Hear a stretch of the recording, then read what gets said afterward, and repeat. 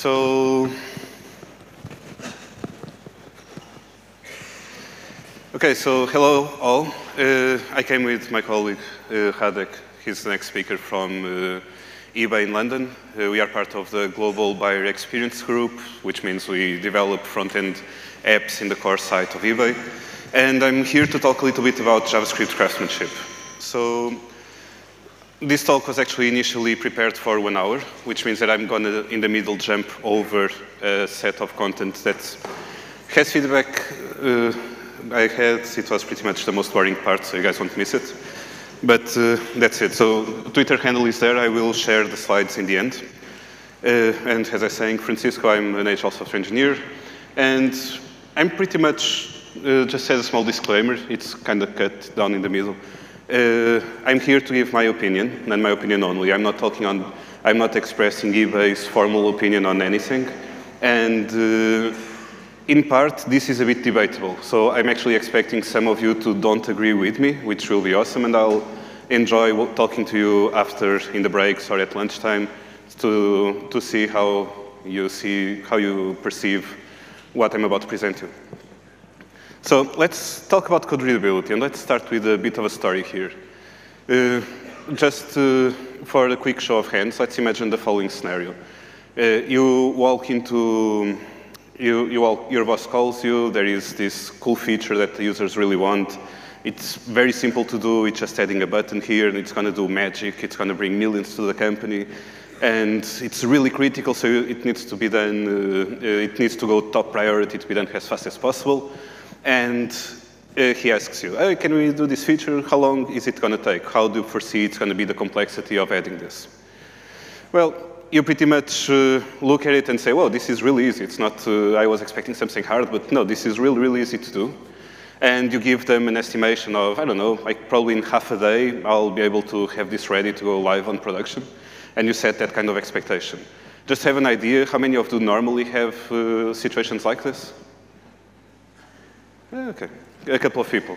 So the reality is that this does happen a lot. This is a very simplistic example, but many people get functionality requested. They assume that it's going to be very easy to add to the code base and write code. And this talk is going to be about JavaScript and how to write maintainable, clean-looking JavaScript. But the reality is that most people, when they go into their projects and have to edit things, especially when the code doesn't belong to them, and even sometimes when it does, they find stuff like this, which is the functionality that was really, really tiny and really easy to add. Suddenly, the code base, it's gigantic, and everything is really deeply coupled, all things meshed together. It looks like they were just rushing to go into production, and nothing was actually ever thought about. And you set the expectations, yeah, it's going to take half a day, 1 day tops, but the reality is that after a week, you finally find out the place where you need to change your code. And this does happen, and does create lots of frustrations. It does increase the workload as it messes all the planning and all the ecosystem that a good product would have. And actually, before I go into the next slide, since this is Portugal, I need to ask this. Does anyone here work for sol.pt? No? Please, if you do, I would just ask you to leave the room for 5 minutes and then come back. Oh, OK, awesome. So talking about clean code and good code and bad and so on, it's always interesting, but I would like to give you an example. If you go to sol.pt and you go into source, you're going to find this. This is pretty much their code. This was taken a couple of a month or two ago. Meanwhile, I was checking it right now, and they have updated it a little bit, but it still looks like the same mess. This is the code that they have to load their homepage. The main function, you land on the site, and it loads the entire thing. It's this. 4 nested AJAX calls with tons of selectors, and it looks like it's a copy-paste nightmare that some intern went to Stack Overflow and started copy-pasting pieces of the site into a single place. And the reality is, in my perspective, if I would ever have to change this code, I would refuse to do it. And this is impossible to test. This is, well, I don't think I need to explain much. I already saw a couple of people laughing in the back, but this is really bad. And the reality here is that clean code has a couple of things. And I think the most important part of clean code is actually about testing. So the first thing that I'm going to do if I go look into your code base, it's not going into your source files that have the logic, that have everything, that have all the documentation, if you put comments or whatever. I'm going to look into your tests and expect your tests to explain me what your code is doing. Only afterwards, I'm going to go into the code and actually look at the logic. I don't really care about the logic. If the tests are there, I can read the tests and understand them. So what do actually good tests look like? I would say that they look like something like this, which is they are running in parallel, lots of them at the same time.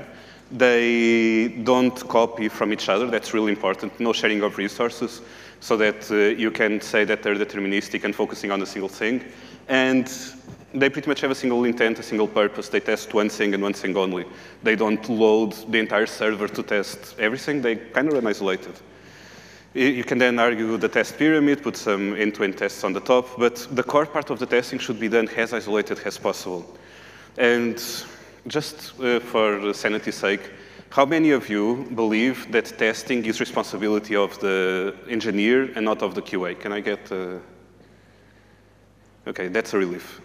So for those that didn't raise their hands, I would like you to print this and put a couple of copies spread around the office and really change your development workflow. It's really important. Testing is pretty much what guarantees that in 6 months, when you go change your code, or even next week, or at any time you go change your code or the code of something else, tests guarantee that your code is runnable, that things didn't break, that the overall ecosystem is happy and green. And the reality is that if, for those that didn't raise their hands, if you believe that testing is responsibility of the QA, you're heavily increasing the workload on them. Because not only they have to prepare or optimize tests that other people have already done, for them to do effective testing, they are going to have to get into the head of the developer and understand the logic that made him write that piece of code. And under those scenarios, what actually happened is that the developer didn't care about testing, and you end up with sol.pt. So what ends up is that a big part of what's really hard in computer science tends to be actually two main things. One, this is across the internet everywhere. One of the main things is invalidating caches. I'm not going to go into that. I'm going to go into naming things, and I'm not also going to go into off-by-one errors. So if we talk about naming things, a big part of this talk is about namings. If anybody ever, I've seen this code is not from production, but I've seen code like this going into production. There is a special place in hell for people that push this kind of code into production. And in this case, the guy that wrote this, I actually give him a discount because he did this code for Google Code Jam. But the reality is there's lots of people doing code with crappy names, crappy variables, all the logic smashed together, and then 20 lines of comments around explaining what it does. And the reality, that is really not needed, right? Things that are easy to read and that are tested, and people can start by the test and then read the code slowly. So I have to speed up. So let's talk really quickly about testing. It's pretty much that, what's written there. You either do testing or you really should start. Now, this is going to be extremely inflammatory, but if you're a developer and you don't test your code, then you probably should find another industry. Maybe go into consultancy or something like that. And when I'm saying testing, I'm not talking about this. Does anybody actually understand what's happening there? Yay, no hands, cool.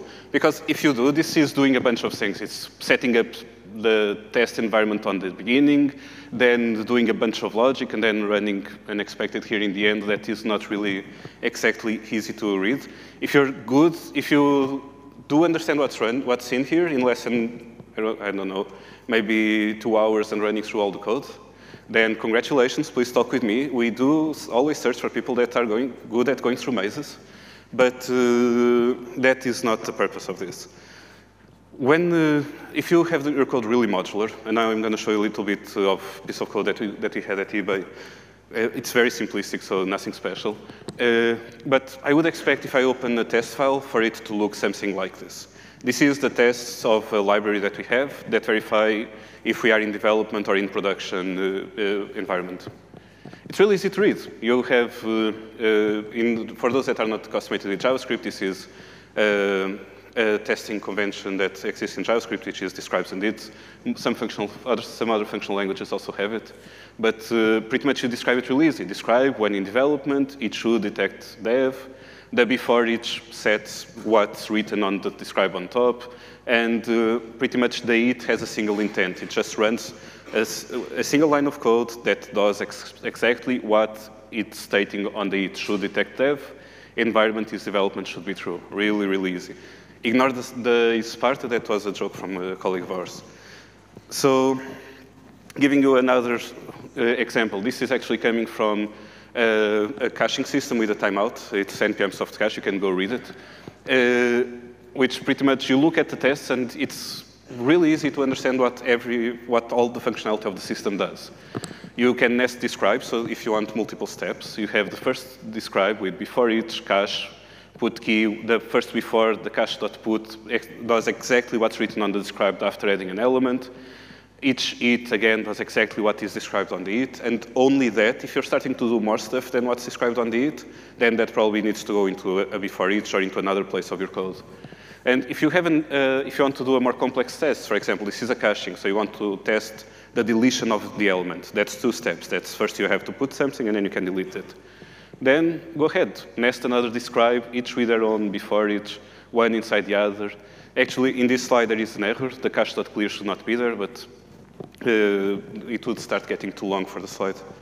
In the end, you run the test, and it becomes really easy to read. There are multiple test environments. This is Mocha.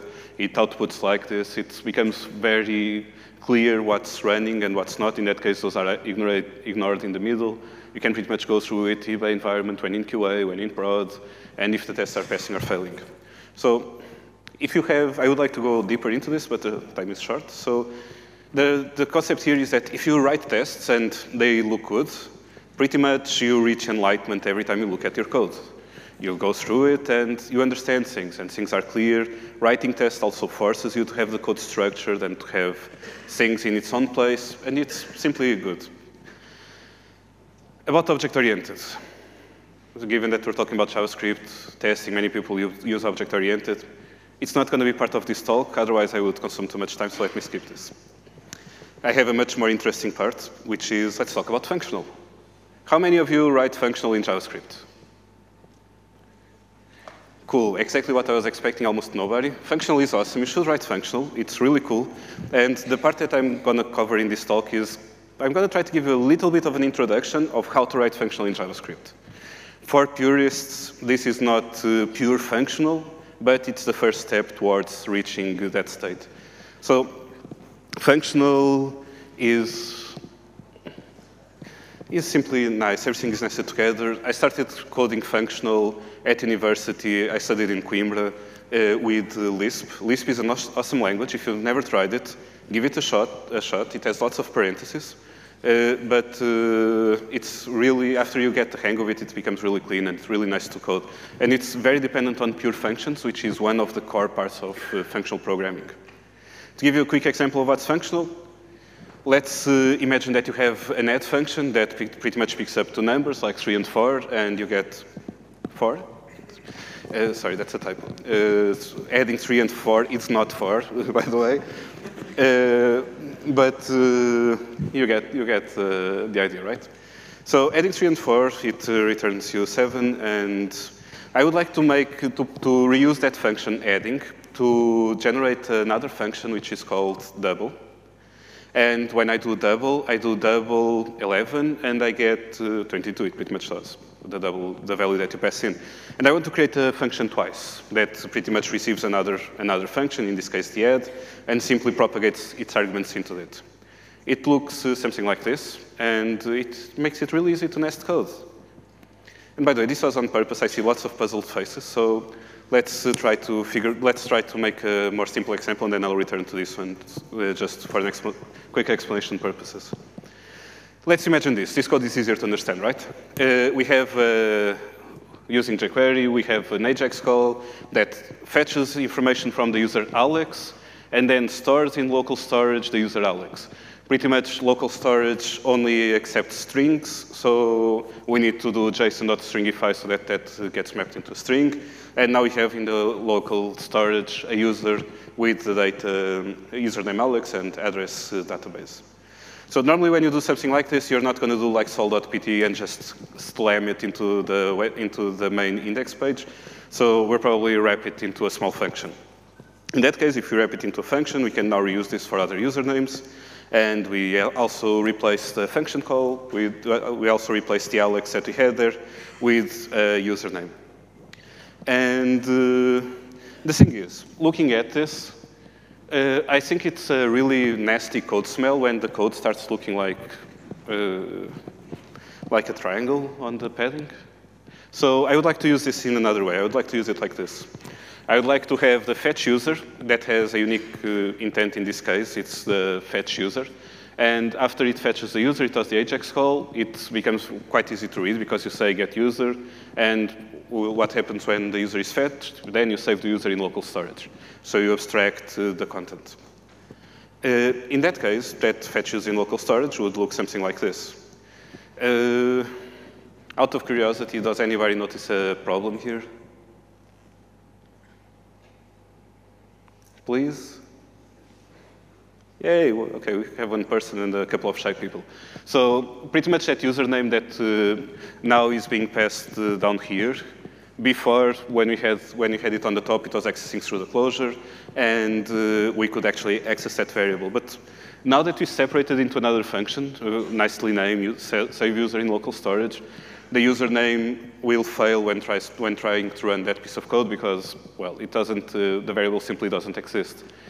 So to solve this problem, I would like to introduce a concept that I've shown you briefly before in the twice function, which is bidirectional functions, monadic structures, whatever you want to call it. And in this case, let's call it a bidirectional function just for purpose, just for sanity reasons. So in that case, I want pretty much to pick up the username, and I can now pass it. So well, this becomes really hard to read. Let me go back.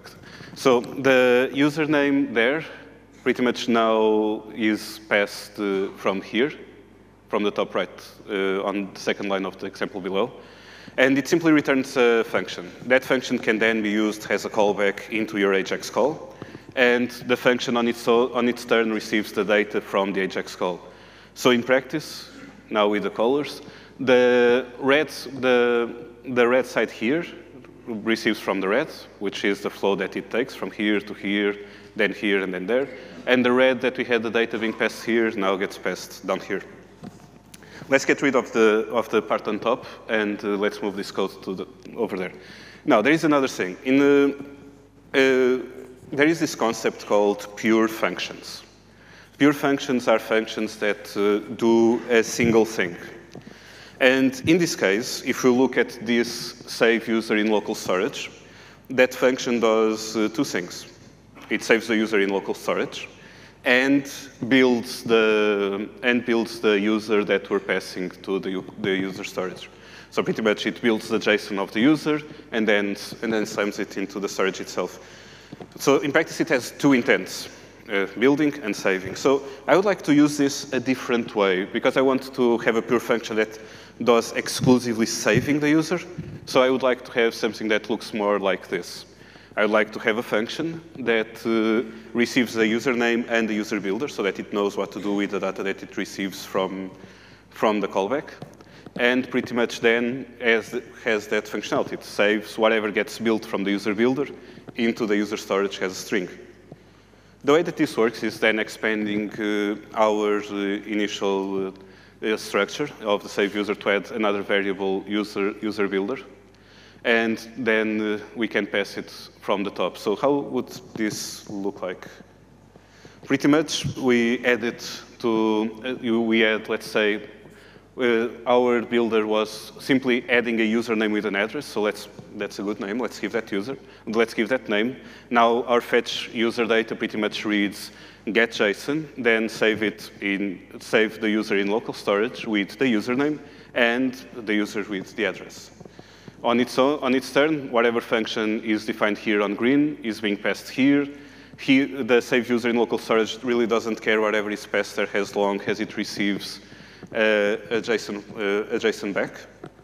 And that function on its turn, it simply builds the save user with address from, it just returns a JSON. So again, it's a very pure function.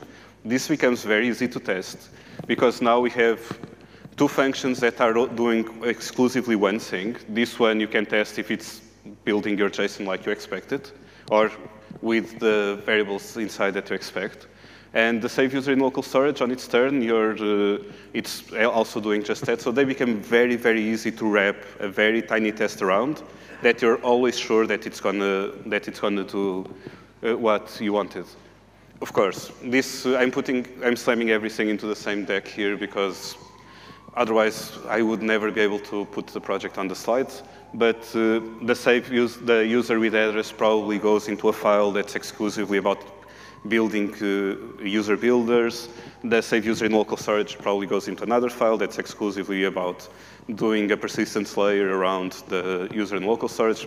But you get the gist. Right now, let's look at code simply. So in the end, we have the code reading like this. Fetch user, get JSON, save user in local storage, username, user with address. User with address returns a JSON. The save user in local storage also reads really nice. Local storage.user, it's the string from the user builder with the username and the data. So this is nice, but let's try to let's now go a little bit back. I'm going to jump the slides to the first example that I gave you. And looking at this function now, does it become easier to understand what it is? What we have here is a function add that simply adds two elements. And we have the twice that the only thing that it's doing is it can receive whatever function you want, and it will propagate the value here into the function being passed here. So now we can use the twice to generate functions that, and with a single argument that propagate it into the first and second argument. So the concept of functional is this. We do use this at eBay a lot. If you don't believe me, you can ask Radek, the guy speaking next. He may agree with me. Let's look at this. This is a piece of code from that we currently have reaching production. Pretty much the concept is the project is a system that has preview of items. And what we have here is the code before when we do TDD, so we do refactoring, we do test-driven development, and we refactor a lot. And this is before we refactored when it got pushed into code review. Again, what I see here is a nasty code smell where we have a triangle forming on the top and it's huge indentation. And we are already when we go into the success function, we're already on the third level of functions inside the closure, which is not really pretty. And let's try to clean this part here. 3 levels of function. This is not nice. Let's try to move this into a function that has the responsibility of finishing the ID extractor and generating whatever snippet comes out of that ID over there. Again, this ID is being passed from here, which is like on our Ajax call, the username was being passed from the function there. So let's move that out. And after that, we also want to move these pieces of code which are duplicated. And this part, I don't really agree with it, but it's just for fun for the talk. So let's move that part out. We can create a function, again, that returns a function, which becomes really easy to read. You can now go into the update item preview, get, on success, then generate a function for the iframe loaded callback. So, okay, given just one function doesn't really may not do much sense naming, but if you know the project, it would be crystal clear. And for the other, and in the end is that it's a small function that returns what was in the callback before. Then looking at this part here, you can also, if you want to play with functions and return functions, you can also build a small method that simply calls a function on an object, expecting that name exists. And in this case, you can even generate a list that maps and calls the function activate and deactivate on those objects itself. This part here is just for fun, but just for a quick explanation. Sorry for rushing a little bit through. I wanted to be more concise at giving these explanations, but I have 29 seconds left. So the code originally, in the end, ended up looking like this. And what is this? This is just another example, but given that I'm out of time, if you have any questions, feel free to grab me outside. The objective of this talk is not giving you a silver bullet, but is to generate discussion and give you some concepts that you can start to play with. So anything, please grab me. I'm free to talk about this stuff, and I'll share my slides on Twitter. Thank you.